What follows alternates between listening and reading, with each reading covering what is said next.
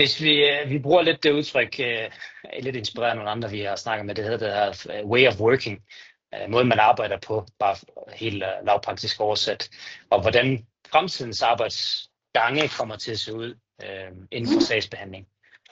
Næste step bliver også at kigge på at automatisere nogle af de opgaver, så systemet faktisk kan bare tage opgaverne for dig, og du ikke selv skal manuelt sidde op og indhente, upload og download og alle de der opgaver, der nu egentlig er, så du faktisk bare kan lade AI'en styre det for dig, og så sætte et eller andet step på, hvor du så gerne vil godkende for eksempel. Hvad tror du, det kommer til at betyde, hvis vi leger med tanken om, at de her opgaver, du nu sidder med i dag, som er meget manuelle, bliver automatiseret mere eller mindre? Altså hvis man tænker sådan alle sagsbehandlingsopgaver ind i det, vil det jo lette enormt meget. Det er jo farligt for mig at sidde og sige som sagsbehandler, fordi jeg vil ikke holde mit job også. Men igen, man kunne bruge sin tid bedre. Der vil altid skulle menneskeøjne på os. Man kan ikke bare lige trykke på en knap og bum. Altså især også vores kunder, de er meget krævende, fordi lige pæveri, de ved, hvad de vil have.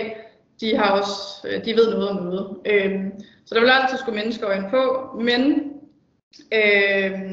der er stadigvæk meget data, som kan hentes nemmere og bedre på kryds og tværs af sider, men også måske, at man kan få formet den data til det output, man gerne vil have. At vi vil gerne skrive sådan her, hvis en ejendom den er fredet, eller vi vil gerne skrive sådan her, hvis der ikke er separat kloakeret for eksempel. At man kan få formet den data, og måske, jamen det ved jeg ikke, altså der er mange måder at tænke det på. Man kunne også være, at man kunne få på en eller anden måde få det integreret med, at det vi skal have for kunden, det bliver også spyttet direkte ind i systemet. For vi sidder jo lige nu, som det er, og henter noget både fra hjemmesider, vi henter noget fra kunden, der kommer noget, der bliver automatisk lagt ind på sagen, og nogle andre dokumenter.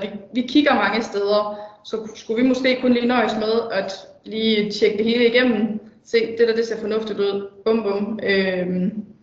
Jeg tjekker det igennem og lige se med menneskeøjne, at det ser ok ud. Det vil da kunne spares enormt meget energi. Ja. Og hvis